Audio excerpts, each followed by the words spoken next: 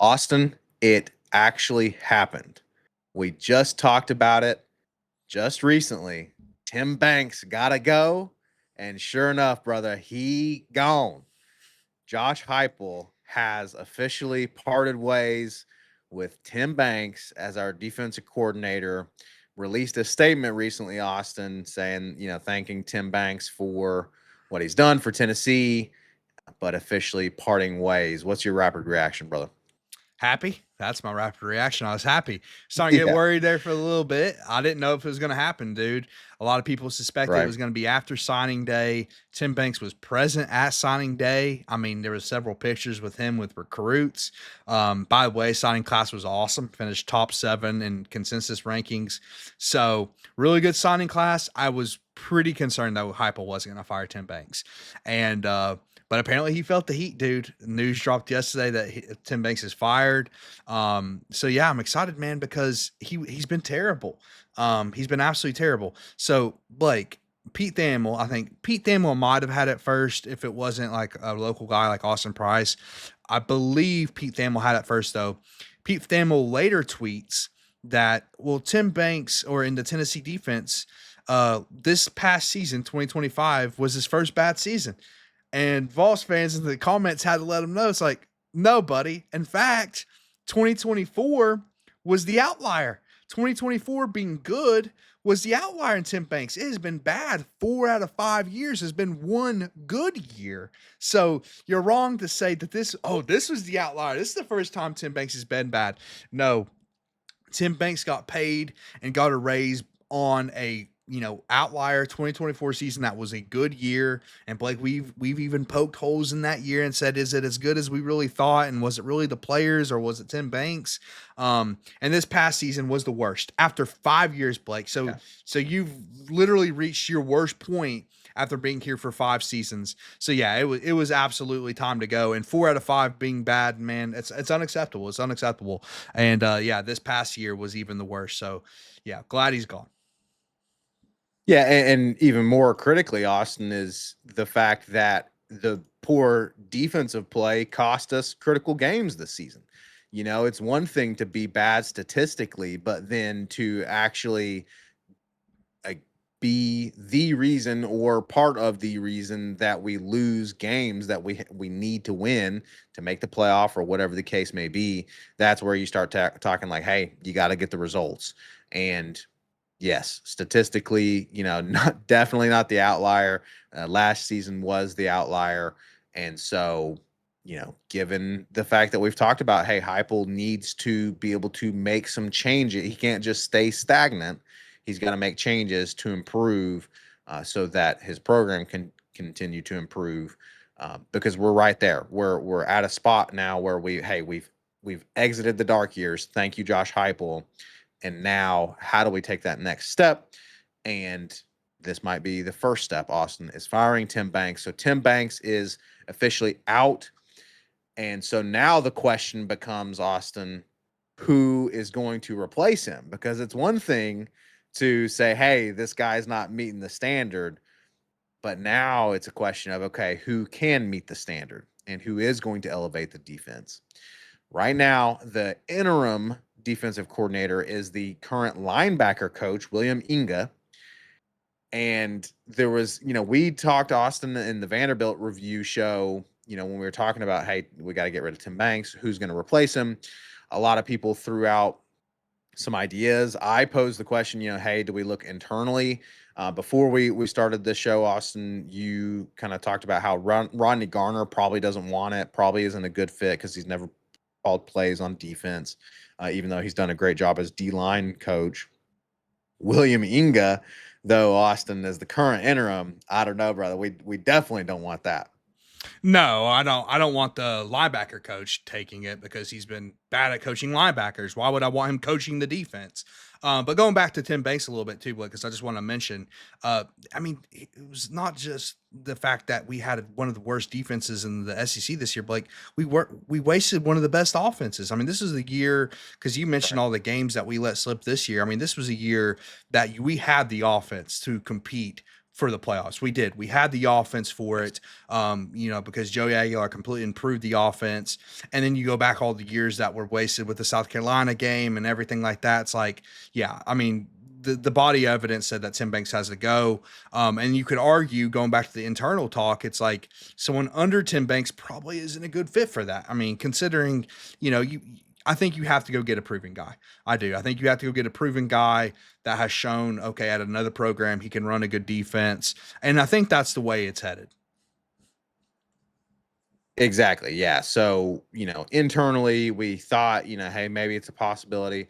Probably not. And certainly don't want the current interim in William Inga.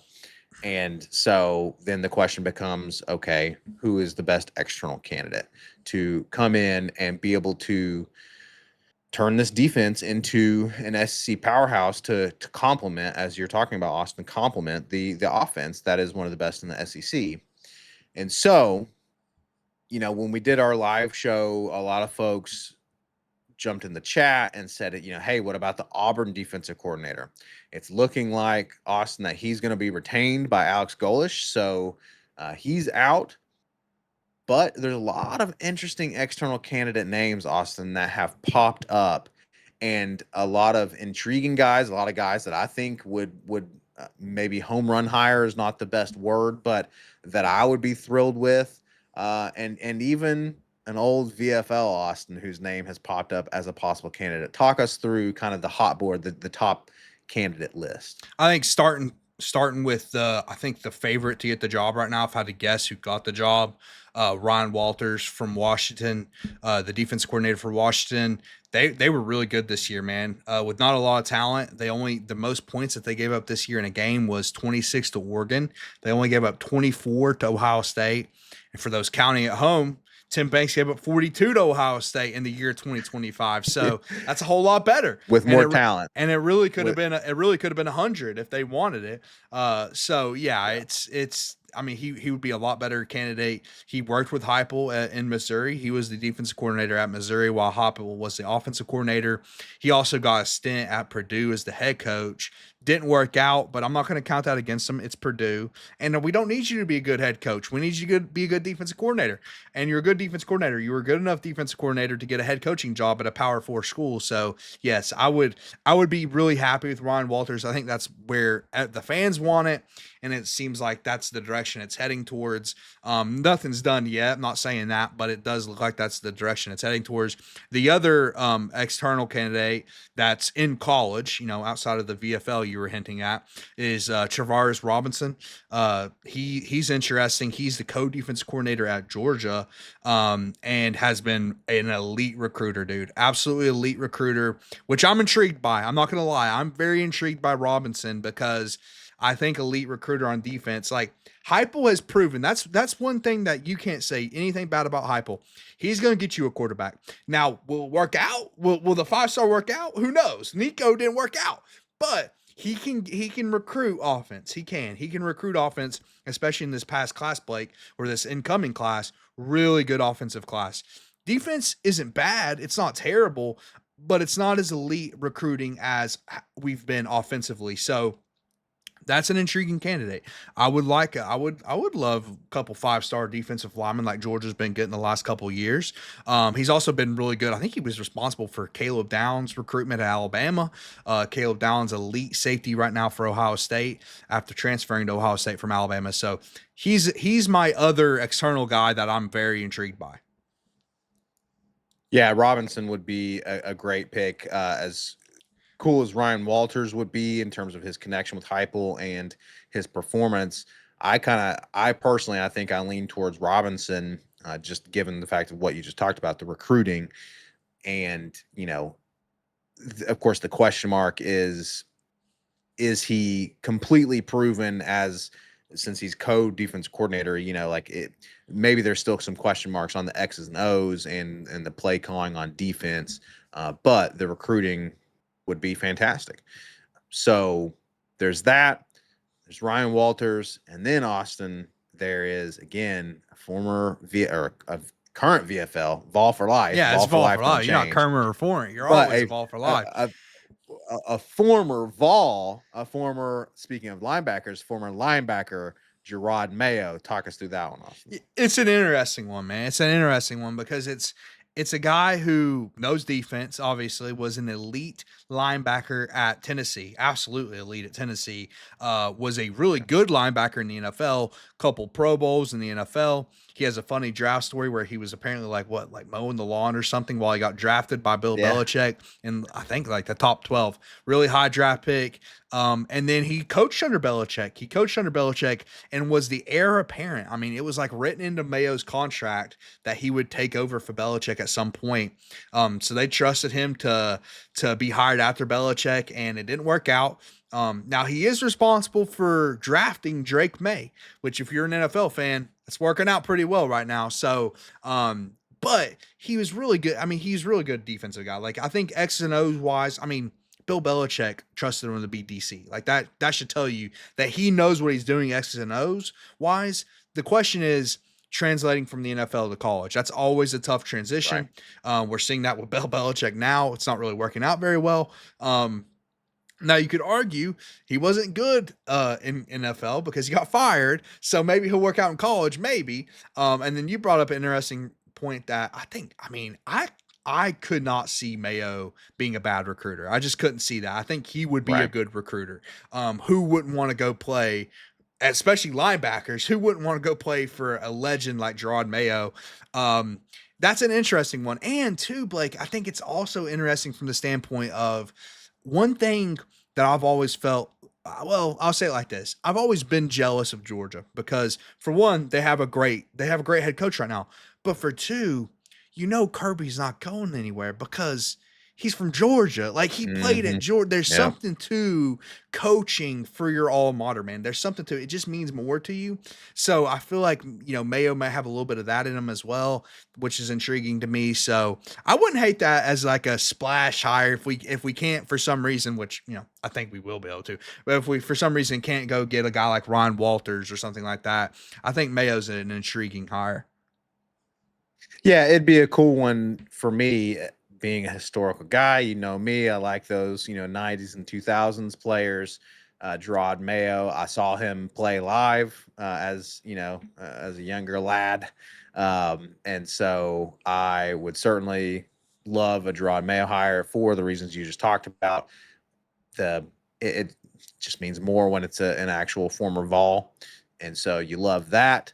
And so I definitely wouldn't be disappointed with Mayo at all, despite the fact that, yes, there is a question mark of, hey, can he translate to college coaching from the NFL?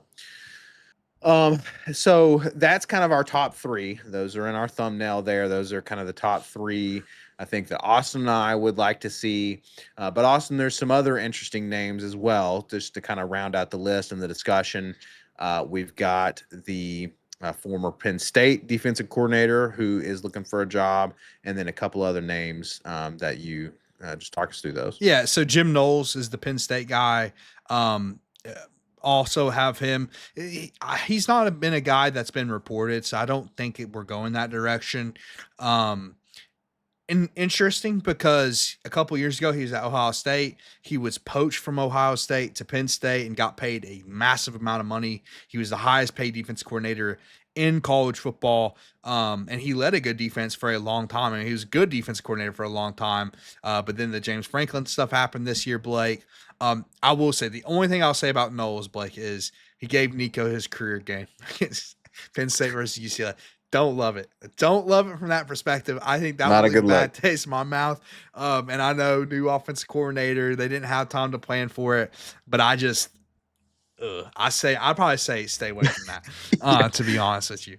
And then another agreed. guy, Agreed. yeah, exactly. And another guy I saw on a hot board from Pete Knockos of On Three, well known, you college football reporter, Clayton White from South Carolina. I like I like the fact that we're targeting some guys from the SEC. I think at least Yeah. having, because even Ryan Walters, right? He has that SEC experience. He coached at Missouri as the defensive coordinator, before getting his head coaching job. So he has the SEC experience, and then obviously Robinson has basically been SEC through and through out of a lot of major programs, and then Clayton White, South Carolina defensive coordinator. SEC guy. And one intriguing thing about him was South Carolina fans seemed pissed when his name came up in the search, Blake. When they saw his name on the hot board and on social media, they're like, no, get away from our defense coordinator, which always intrigues me. It's like, okay, a bad team like South Carolina thinks their defensive coordinator is worth keeping. It's intriguing. It's intriguing to me. And he's coached some really talented players too. So yeah, he's another intriguing guy. I think all five of those guys we listed, uh, again, because we have to go external in this search. I think any five of those guys I would be happy with. There's been other names thrown around, Blake. But those five, I think, especially I would hone in on. And with number one, I think I'm kind of with you, dude, to be honest with you. I'm intrigued with Walters. I think Walters is a good fit, and he's proven. But Robinson's intriguing me as well. Like I'm with you. I'm like Yeah. because having an elite recruiter for the defense, like you have an elite recruiter in Heupel for offense, is he an elite recruiter overall? Probably not. So getting one for the defensive side of the ball, it's kind of pretty intriguing to me. Could be complimentary, could really elevate our team to the next level because yes, part of it is coaching, but then obviously part of it is bringing in the right talent and enough talent, and bringing in the depth and so on and so forth. And so, yeah, I like Robinson. I won't be upset with Walters. I won't be upset at all with Gerard Mayo, baby. Give me a VFL all day, every day, and twice on Sunday. And then yeah, I mean, in terms of the rest of the list, Jim Knowles, don't love him giving up that those numbers to Nico, but No, I don't think he would be a terrible hire no. if we had to fall back on it. And then the old South Carolina guy, old Clay there, one thing I'll say about him, Austin, is he did give up a good amount of points to Vanderbilt, but he didn't give up the 40 plus that we did. So Hey, you hey, know, let's be honest, dude. Let's just be honest. Anybody on this list is better than Tim Banks right now. Anybody on the list, dude. Tim Banks dug himself a yeah, hole so big. That's why I'm glad Heupel made the decision, man. Because yeah, listen, he's been with this guy for 5 years. He could have very well said, we're gonna give him one more chance. We're gonna give him another season. Heupel's feeling the heat, man. He's feeling the heat. He knows that the expectations here are high. He has set the expectations to be high, Blake. His second year, he wins yeah, 11 games. Like, we expect that in year 5. We do. Now we're heading into year 6. He needed to make the change, but he's had a phenomenal offseason. He fired Tim Banks, which was our number one on our wish list. Okay. That was yeah. absolutely number one. And then you're fighting for a top 5 recruiting class. Which is another thing that we said. It's like, hey, if you want to compete at the highest levels, you have to bring in these like great recruiting classes. He's done both in the offseason. So we're off to a good start headed into 2026. Absolutely. Definitely a good start. And of course, it's not complete yet until we actually make the replacement hire. So let's make sure he makes the right replacement hire. But at the end of the day, yeah, you got to find a way to progress instead of regress, and it starts with this defense. So we'll see who he brings in to replace Tim Banks out as defensive coordinator at Tennessee. A lot of names on this hot board. We'll keep a pulse on it, folks. We appreciate you joining us for this clip on the Tim Banks situation.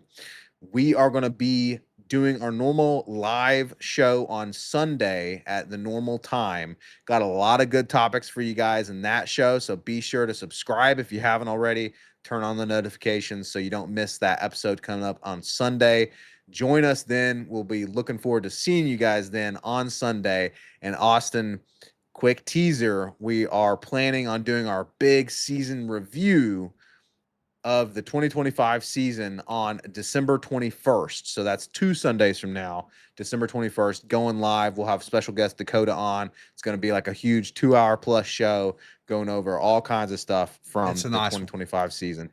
It's going to be a good one. It's a nice one. I would if you know if you like listening to us for whatever reason, I would definitely tune into that one on December 21st, Sunday, probably around 11:30 to 12 p.m. Eastern time, or 11:30 a.m. to 12 p.m. Eastern time. It's going to be a good one, man. And we're going to also look ahead to 2026 and talk about a little bit of that too. So it should be a fun discussion. Good discussion coming up, folks. So we will see you guys then. Until then, as always, baby, go freaking Vols. GBO.